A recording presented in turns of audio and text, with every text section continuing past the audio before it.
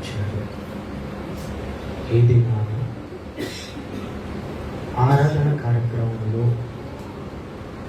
పాల్గొనడానికి మీరు మాపై చూపిన కృపను బట్టి మరొకసారి మీకు వదిలిపోతుందని ఆనందం చేసుకుంటున్నాను. మీ మాటలు వినటానికి వచ్చిన మీ పిల్లలందరికీ మీ మాట చేత మీ పిల్లల మనస్సులను తృప్తిపరచండి. మాట్లాడనటువంటి మీకు సంయోచితమైన జ్ఞానము, సంయోచితమైన పలుకును మీరు మాకు ప్రసాదిస్తూ మీ పిల్లలకు అర్థమయ్యే విధముగా సౌరంగా బోధించుటకు తగిన జ్ఞానాన్ని మీరు మాకు అనుగ్రహించగలని కోరుకుంటున్నాను. మీ మాటలలోని సంగతులను కొన్ని నేను ఆలోచిస్తుండగా సహాయతను మీరు మాకు ప్రసాదించమని కోరుకుంటూ క్రీస్తు పేరు కొద్ది ప్రార్థన సమర్పించుకుంటున్నాను తండ్రి. ఆమేన్. ప్రేమైనటువంటి దేవుని పిల్లలు, మన ప్రభువును ప్రేరక్షకుడైనటువంటి యేసుక్రీస్తు పేరట మీకు అందరికీ కూడా నా హృదయపూర్వకమైన వందనాలు తెలియజేసుకుంటున్నాను. మరలా దేవుని కృపను బట్టి, దేవుని దయను బట్టి ఆదివారపు ఆరాధన కార్యక్రమంలోనికి దేవుడు నడిపించిన విధానాన్ని బట్టి దేవునికి మనం ఎల్లప్పుడూ కూడా కృతజ్ఞులై ఉండాలి. దేవుని గ్రంథంలో ఉన్నటువంటి కొన్ని విషయాలను మనం ఆలోచించాలి. బైబిల్ అనేది కేవలం ఒక తెగకు సంబంధించినది కాదు, ఒక జాతికి సంబంధించినది కాదు. ఈ భూమి మీద ఎన్నో జాతులు మనకు కనపడుతున్నా అందులో బైబిల్ అనేది కేవలం ఒకరికి సంబంధించినదిగానే మాట్లాడడం అనేది మనం చూస్తుంటాం. నిజానికి దేవుడు గురించి రాయిస్తూ, యేసుక్రీస్తు గురించి రాయిస్తూ, యేసుక్రీస్తు అందరికీ ప్రభువు అని ఉంటాడు. మనం అపోస్తల కార్యంలో చూడగలిగితే యేసుక్రీస్తట ఎందరికి ప్రభువు అని రాయబడింది అక్కడ? అందరికీ ప్రభువు. అంటే యేసుక్రీస్తు అందరికీ ప్రభువు అయి ఉన్నాడు. అలానే దేవుడు కూడా తండ్రి అయిన దేవుడు ఒక్కడే అని రాయబడు. దేవుడు ఒక్కడే అని, యేసు ప్రభుల వారు అందరికీ ప్రభువు అని, అంటే సర్వ మానవాళికి కూడా ప్రభువు యేసే అన్నటువంటి విషయాన్ని మన గ్రంథంలో మనం చూస్తాం. అంటే భూమి మీద ఉన్నటువంటి ప్రతి జాతికి లేదా భూమి మీద ఉన్నటువంటి ప్రతి తెగకి అందరికీ కూడా దేవుడు, అందరికీ కూడా ఒకటే గ్రంథం, అదే బైబిల్ అని దేవుడు రాయించేశాడు. ఈ బైబిల్ అనేది ఒకరికి సంబంధించేది మాత్రం కాదు, అందుకే ఒకరిని గూర్చి రాయబడలేదు ఇక్కడ. ప్రపంచంలో ఉన్నటువంటి సర్వ మానవాళి గురించి రాయబడినదే గ్రంథం, అదే పరిశుద్ధ గ్రంథం. అందుకే చూడండి, మనకు అపోస్తల కార్యము 17వ అధ్యాయము 26-27 వచనాల్లో మనకు కనబడుతుంది. అపోస్తల కార్యము 17వ అధ్యాయము 26-27 వచనాలలో, మరియు యావత్ భూమి మీద కాపురముండుటకు ఆయన ఒకరి నుండి ప్రతి జాతి మనుషులను సృజించి అన్నాడు. చూడండి, సృష్టించి అంటే ఇక్కడ ఉన్నటువంటి జాతులన్నీ కూడా ఎవరి నుంచి వచ్చినవని రాయబడింది అంటే ఒక మనుష్యుల నుంచి, ఒక మనుష్యుల నుంచి ఉద్భవించబడినటువంటి ఈ జాతులు లేదా ఒక మనుషుల నుంచి వచ్చినటువంటి ఇవన్నీ కూడా ఎలా ప్రారంభమయ్యాయి అంటే ఒక మనుషుల నుంచి వచ్చాయి, ఒక మనుషుల నుంచి ఒక మనుషుని ద్వారా ప్రవేశించాయి అని అన్నాడు. ఆ ఒక్క మనుషుడు ఎవడో మనకు తెలుసు. ఎవరని రాయబడింది? ఎవరు? మొట్టమొదటి మానవుడు ఎవరు చెప్పండి? మొట్టమొదటి మనిషి ఎవరు? ఆదాము. అంటే ఆదాము నుంచి వచ్చిన వారి భూమి మీద బ్రతుకుతున్నటువంటి సర్వమానవాళి, మానవ కోటి అంతా కూడా ఎవరి నుంచి వచ్చింది? ఆదాము నుంచి. అంటే అందరూ కూడా ఒక్కటే. ఈరోజు ఏమంటే ప్రాంతాన్ని బట్టి విడిపోయిన వాళ్ళు ఉన్నారు, జాతిని బట్టి విడిపోయిన వాళ్ళు ఉన్నారు, కులాన్ని బట్టి అంటే తాను చేస్తున్నటువంటి ఆ వృత్తిని బట్టి విడిపోయిన వాళ్ళు ఉన్నారు. అంటే ఇలా కులాలుగా వర్ణించుకోవట్లేదే చెప్పండి. మనం చేసేటువంటి వృత్తులను బట్టి కులాలు అన్నది విభజించుకున్నారు చాలా మంది. అది వడ్రంగి పని చేస్తున్నారు అనుకోండి, ఏమంటారు అతన్ని? ఏమంటారు? వడ్రంగి వాడు అంటారు. కుండలు చేసే పని చేస్తున్నాడు అనుకుంటే అతన్ని ఏమంటారు చెప్పండి? కుమ్మరి వాడు అంటారు. అంటే ఇలా చేసేటువంటి వృత్తులను బట్టి జాతులను నిర్ణయించుకున్నారు, కులాలను నిర్ణయించుకున్నారు. కానీ వాస్తవానికి అందరూ కూడా ఎవరి నుంచి వచ్చిన వాళ్ళమని రాయబడింది ఇక్కడ. ఎవరి నుంచి వచ్చిన వాళ్ళట? ఒక మనిషిని నుంచి ప్రతి జాతి మనుషులను దేవుడు సృజించాడు. అంటే భాషలు కానివ్వండి, లేదా ఈ జాతులు కానివ్వండి, ఇవన్నీ కూడా ప్రారంభంలో అంతా ఒకటే. భాష కూడా లోకమందంతటా ఏముందన్నాడు? లోకమందంతటా ఒక్క భాషయు ఒక్క పలుకును ఉండిను అన్నాడు. అంటే ఒకే భాష, ఒకే పలుకు, ఒకే జనం, వాళ్ళంతా కూడా ఎవరి నుంచి వచ్చిన వాళ్ళు అంటే ఒకే ఒక మనిషి నుంచి వచ్చిన వారే, ఒక మనిషి నుంచి ఉద్భవించిన వారే. అంటే భూమి మీద ఉన్నటువంటి సర్వమానవాళి అంతా కూడా ఒకరి నుంచి వచ్చిన వారు. అందుకే ఆయన రాసినటువంటి ఈ గ్రంథం ఏమండి ఒకరికి సంబంధించినది కాదండి. అందరికి సంబంధించినది, అందరికి, మానవ కోటికి సంబంధించినటువంటి గ్రంథం మన చేతిలో ఉన్నటువంటి 66 పుస్తకాలు కలిగిన గ్రంథం. ఈ బైబిల్ అనేది ఒక జాతికి సంబంధించినది కాదు, ఒక కులానికి సంబంధించినది కాదు.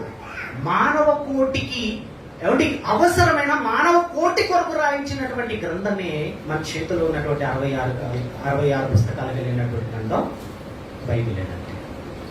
అందుకే దేవుని మాటలన్నీ కూడా ఒకరికి సంబంధించినవి కాదు. ఇవన్నీ ప్రపంచంలో బ్రతుకుతున్న లేదా మానవ మనుగడ కలిగిన ప్రతి జాతి మనిషికి అవసరమైనటువంటి మాటలు. అందుకే ఈరోజు ఒక చక్కటి పాఠాన్ని మనం ఆలోచిస్తాం. మానవ కోటికి ఇదియే విధి. విధి అంటే ఏంటి చెప్పండి? విధి అంటే ఏంటి? నిర్ణయం లేదా తప్పకుండా చేయవలసినది.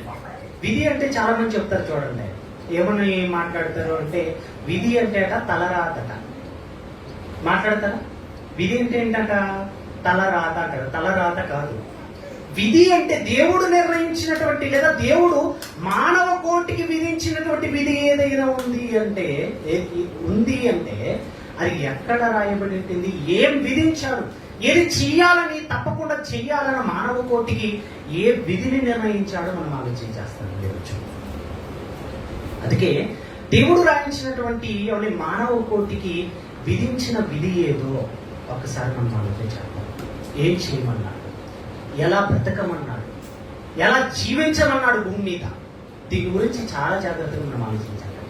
అందుకే ప్రసంగి గ్రంథం మీరు చూడండి ఒకసారి. ప్రసంగి గ్రంథము 12వ అధ్యాయము 13వ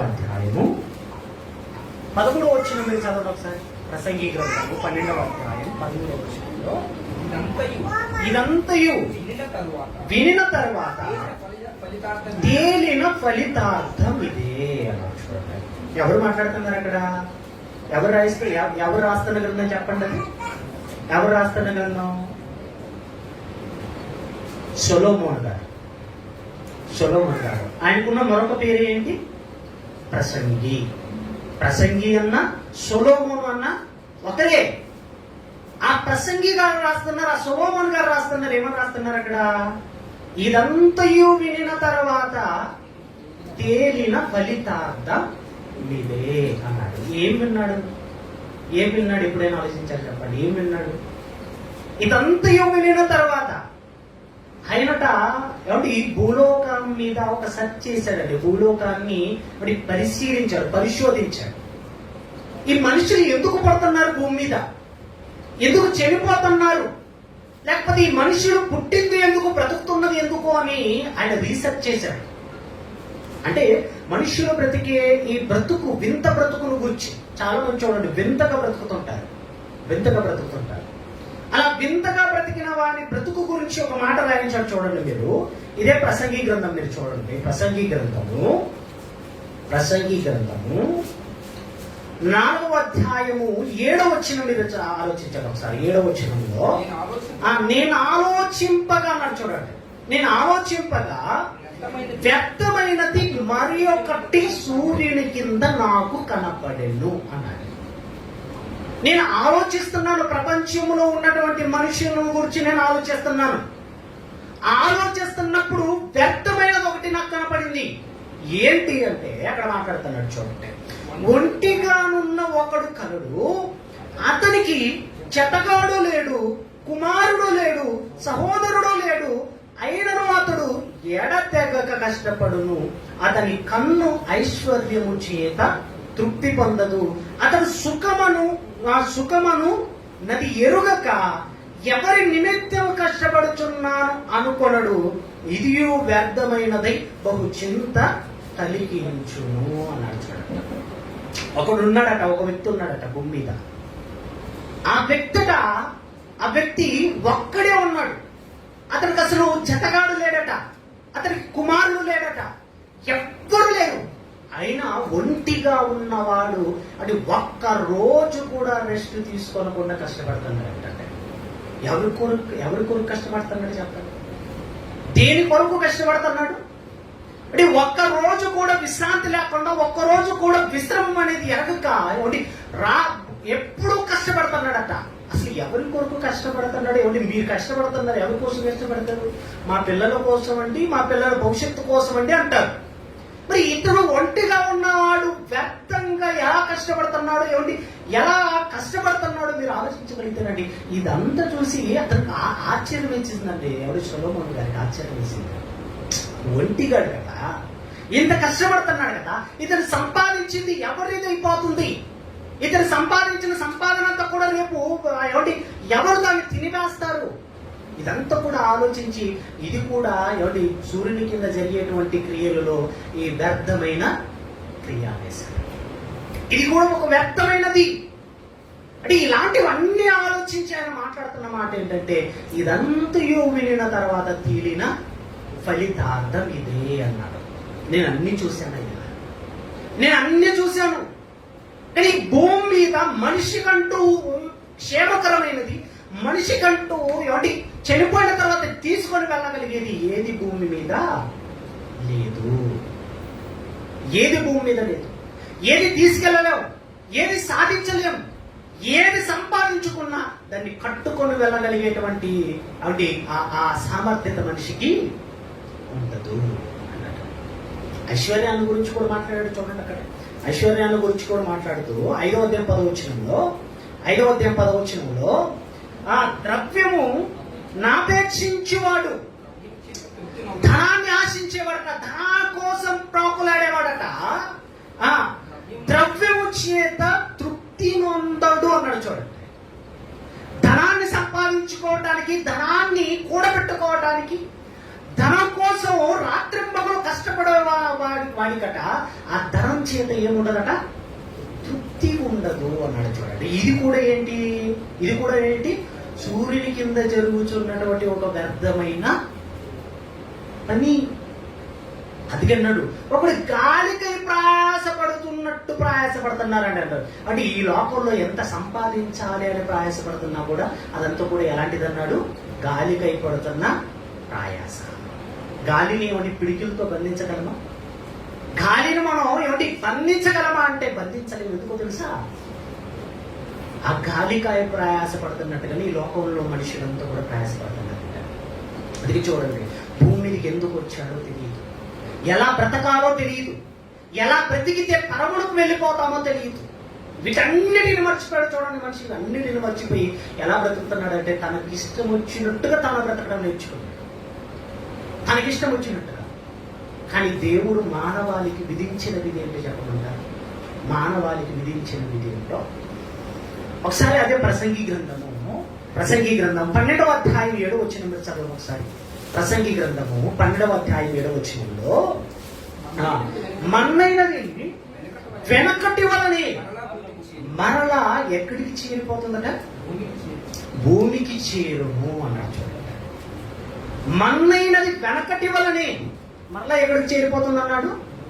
భూమికి చేరిపోతుంది అన్నాడు. ఏమండి, ప్రారంభంలో ఆదామును చేసినప్పుడు ఒక మట్టి బొమ్మగా చేశారు కదా, ఆదామును మట్టి బొమ్మగా చేశారు కదా. మట్టి బొమ్మగా చేసినటువంటి ఆదాములోనికి దేన్ని ఊదాడు దేవుడు?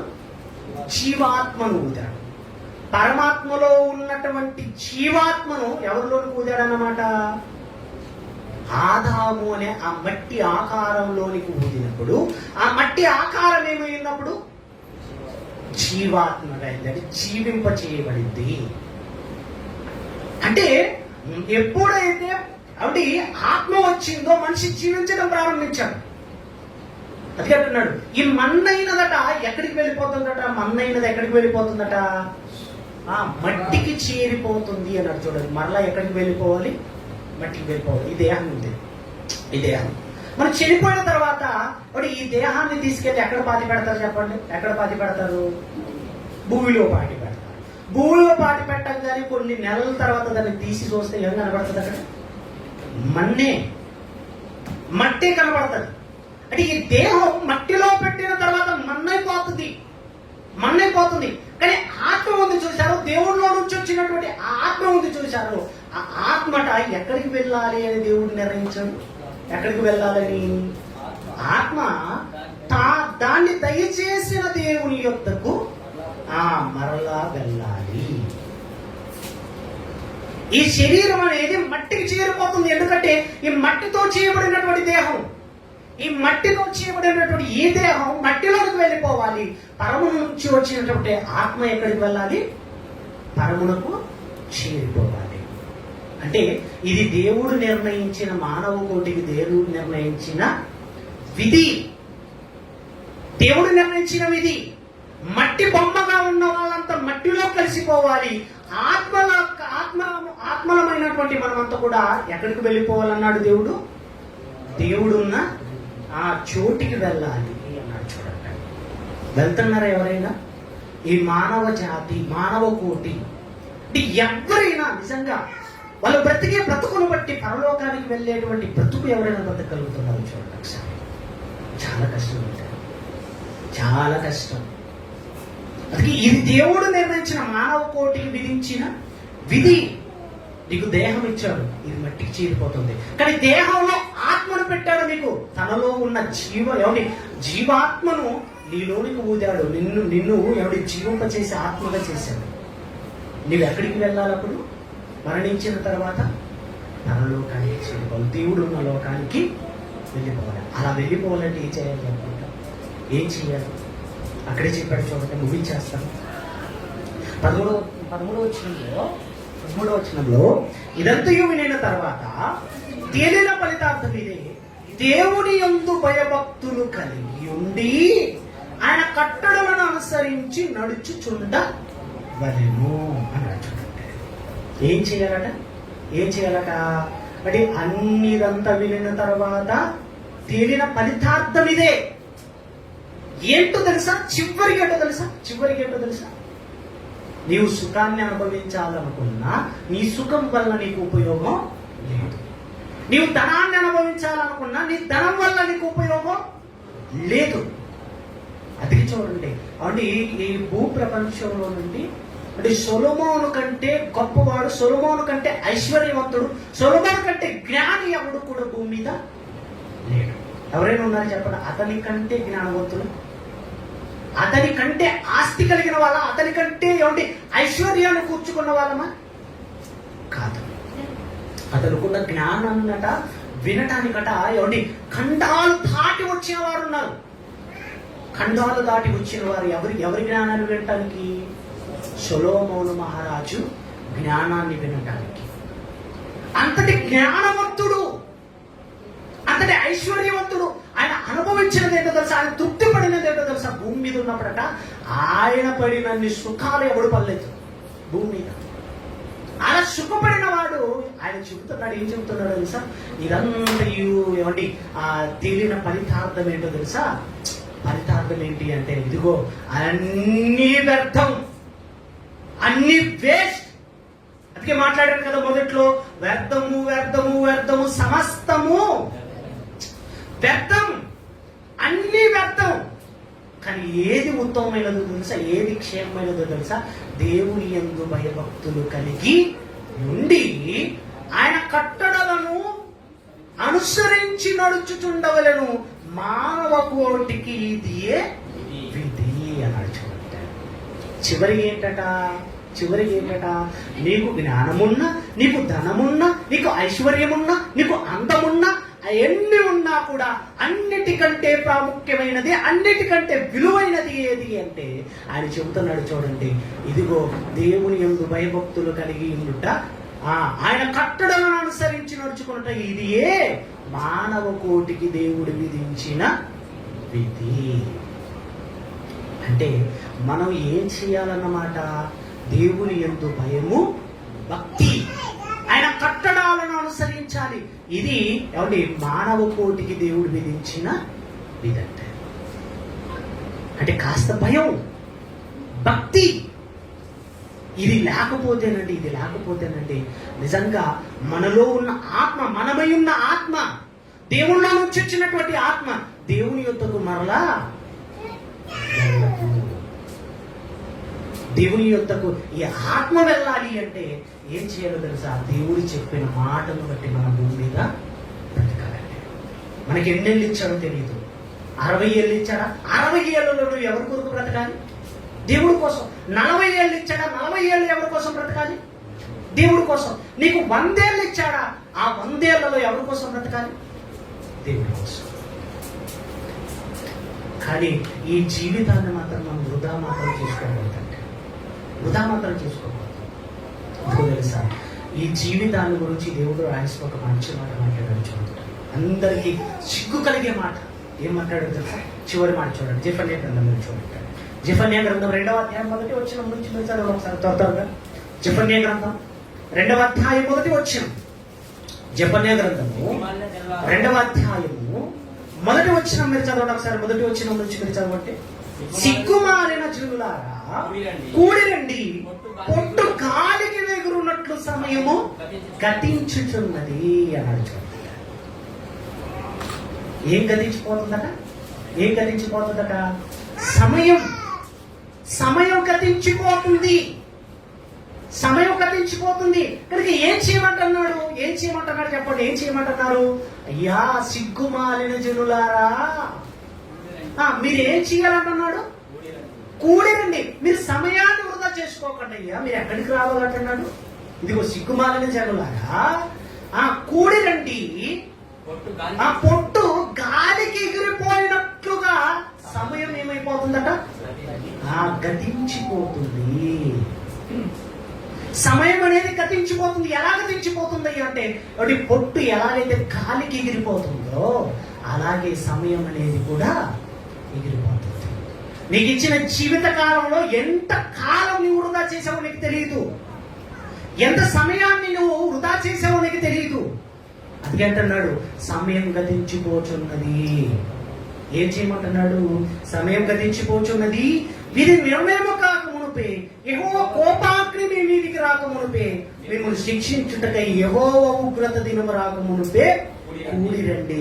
దేశములో సాత్వికులై ఆయన న్యాయ విధులను అనుసరించుచు సమస్త దీనులారా యెహోవాను వెతుకుడి. మీరు వెతికి వినయము గలవారై నీతిని అనుసరించిన ఎడల ఒకవేళ ఆయన ఉగ్రత దినం మీరు దాచబడుదురు అన్నారు. అంటే సమయాన్ని వృధా చేసుకోకుండా ఏం చేయాలంటున్నాడు? లేకుండా అక్కడ ఏం చేయాలంటున్నాడు?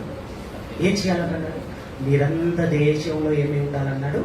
సాత్వికులై ఉండాలి, ఆయన నీతిని అనుసరించే వారై ఉండాలి అన్నాడు. చూడండి, అంటే మనమంతా కూడా భూమి మీద బ్రతికినంత కాలం సాత్వికులు, ఆయన నీతిని అనుసరించేవారిగా, ఆయన కట్టడలను అనుసరించేవారిగా, కైకొనేవారిగా మనమంతా కూడా ఉండగలిగితే అన్నట దేవుడి ఉగ్రత అనేది మన మీదకి రాదు. అలా రాకుండా ఉండాలంటే ఏం చేయాలి? మనం ఏం చేయాలి చెప్పండి? ఏం చేయాలి? దేవుని యందు భయభక్తులు కలిగి ఆయన కట్టడాలను మనం అనుసరించాలి. లోకంలో చేస్తుంటారు చూడండి, లోకంలో వ్రతాలు చేస్తుంటారు, వ్రతాలు లేకపోతే దీక్షలు అంటారు చూడండి, దీక్ష. హైందవులు అయితే కొన్ని నెలలు దీక్ష చేస్తారు, ముస్లింలు కూడా కొన్ని నెలలు దీక్ష చేస్తారు, అలాగే మన వాళ్ళు కూడా కొన్ని నెలలు చేస్తారు. విజయం చూడండి. కాబట్టి హైందవులు అనుకోండి, అది ఏం చేస్తారో తెలుసా? ఆ సందర్భాల్లో వాళ్ళు దీక్ష చేసే ఆ సమయాలలో అంటే ఎవరు కూడా ఒక మాట మాట్లాడరు, పెద్ద ఏ మాట నొప్పించే మాట మాట్లాడకుండా ఉంటేనట వాళ్ళ పాపాలన్నీ ఏమైపోతాయట? క్షమింపబడతాయట. అలాగే ముస్లిం సోదరులు ఉన్నారు, వాళ్ళు కూడా ఏం చేస్తుంటారు? కొన్ని నెలల పాటు వాళ్ళు దీక్షలో ఉంటారు. దీక్షలో ఉంటే ఎవరు ఏమనుకోకుండా బ్రతకటం. అలానే మనాలు నేర్చుకున్నారండి. క్రైస్తవ్యం అంటేనండి, మీరు 40 రోజులు దీక్షలో ఉండటం క్రైస్తవ్యం కాదు. నీవు ఎప్పుడైతే దీక్షా స్నానం అంటారే, దీక్షా స్నానం అంటారు. దేన్ని అంటారు చెప్పండి? దేన్ని అంటారు? దీక్షా స్నానం అని దేన్ని అంటారు? బాప్తిస్మం అంటారా? బాప్తిస్మం అంటారా? అంటే బాప్తిస్మం దీక్షా స్నానం అని అనుకున్నప్పుడు, అది తీసుకున్నప్పుడు అంటే 40 రోజులు నువ్వు చక్కగా ఉంటే సరిపోద్దా? 40 రోజులు నేను చక్కగా ఉంటే సరిపోద్దా? జీవిత కాలం అంతా చక్కగా ఉండాలి. ఎంతకాలం ఉండాలి? జీవితకాలం. మనాలు ఏం చేశారు అంటే, ఈ 40 రోజులు చల్లగా ఏమండి ఫ్యాన్ కింద కూర్చుంటాడు, ఏమి తినుకోకుండా ఉపవాసం ఉంటారు. మంచిది కాదనలే, ఉపవాసం ఉండటం మంచిదే కాదన్నట్లే. కానీ ఆ సమయం వరకు మాత్రమే భక్తిగా నటిస్తారు. ఆ సమయం దాటిపోయిన తర్వాత అసలు ఎవరు ఈ జ్ఞాపకం ఉండరండి. దేవుడు అసలు ఏమండి దరిదాపుల్లో కూడా రానివ్వరు దేవుడిని. ఎందుకు తెలుసా? అయిపోయింది వాళ్ళ దీక్షాకాలం, అయిపోయింది. అది క్రైస్తవ్యం కాదు. అది క్రైస్తవుడు అంటే ఏంటి అంటే, నువ్వు ప్రమాణం చేసి దీక్షలోకి మునిగిన తర్వాత, నువ్వు ప్రమాణం చేసి బాప్తిసం తీసుకున్న తర్వాత, నీ కట్టె కాలే వరకు, నీ కట్టె మట్టిలోనికి వెళ్ళిపోయే వరకు నువ్వేం చేయాలి? దీక్షలోనే ఉండాలి. దీక్షలో అంటే దేవుని మాటను అనుసరించటం, దేవుని మాటకు విధేయుడవటం.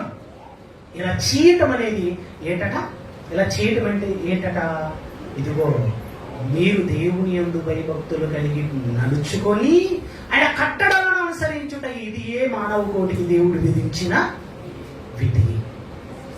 ఇది ఖచ్చితంగా చేయవలసినది. విధి అంటే ఏంటి అంటే చేయవలసినది, మీరకూడనిది, తప్పకుండా చేయవలసినవి అని అర్థం దానికి.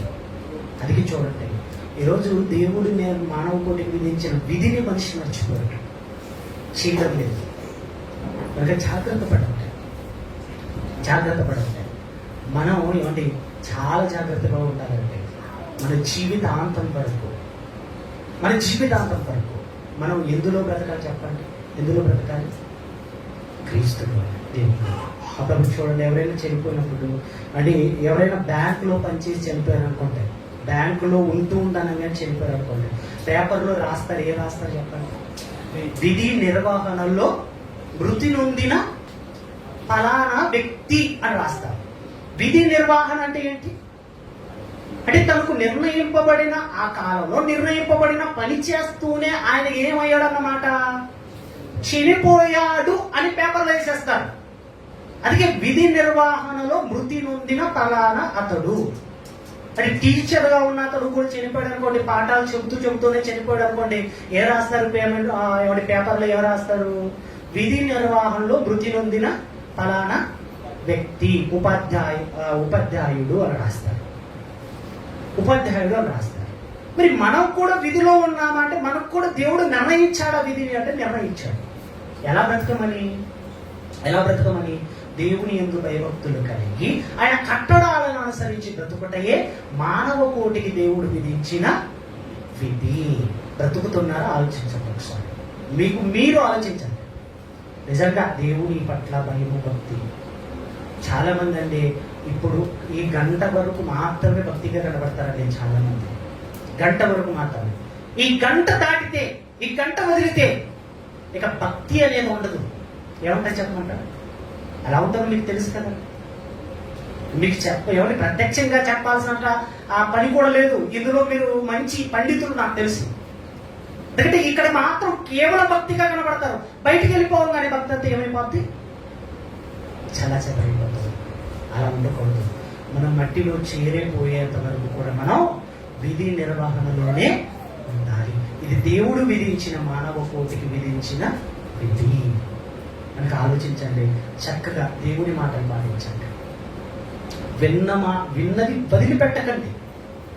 అందుకంటున్నాడు, మీరు వినువారు మాత్రమే ఉండి ఏం చేసుకుంటున్నారట, మిమ్మును మీరే మోసపుచ్చుకొనక అన్నాడు.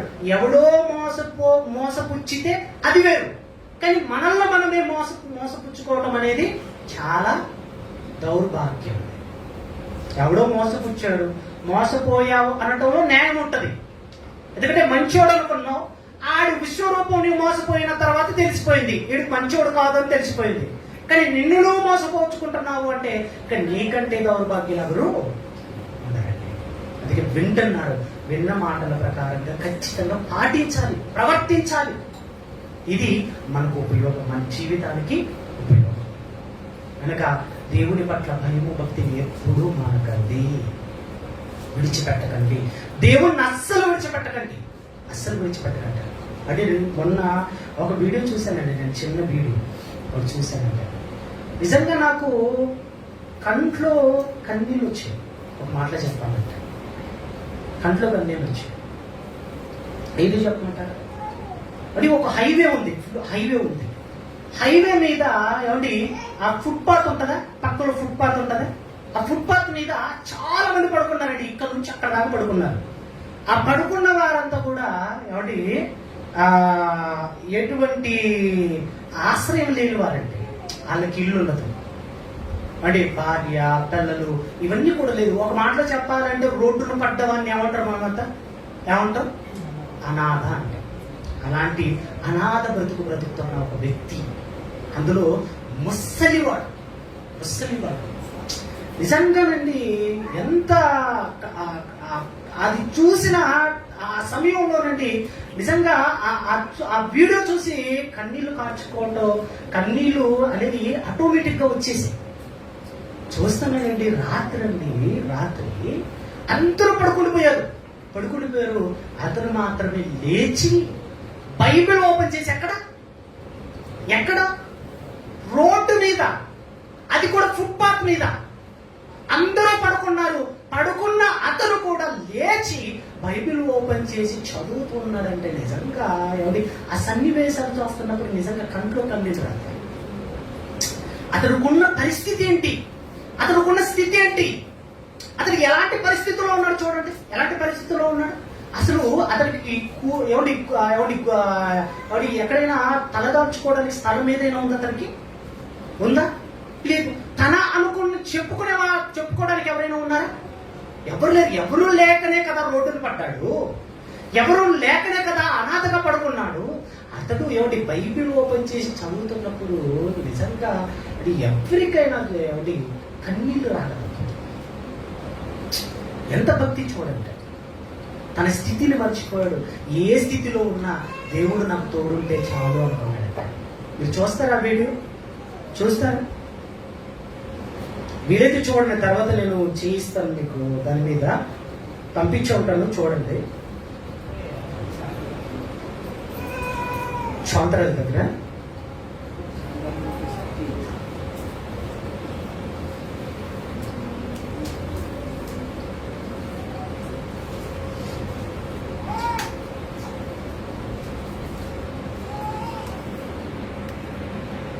ఎవరు పంపించాలి?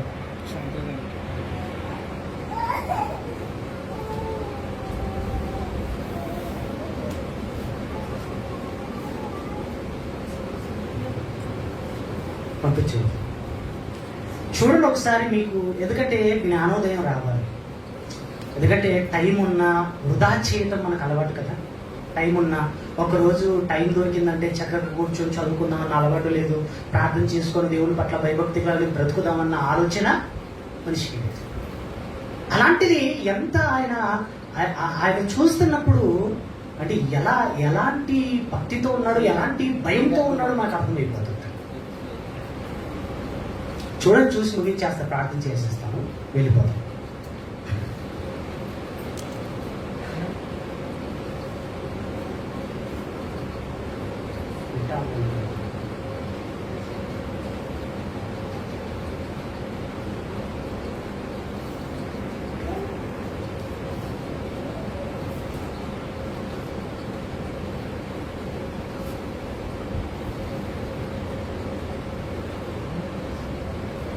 సరే, ప్రార్థన చేస్తాను, చూడండి. తర్వాత సరికం మూసుకొని ప్రార్థన చేసుకుంటాం.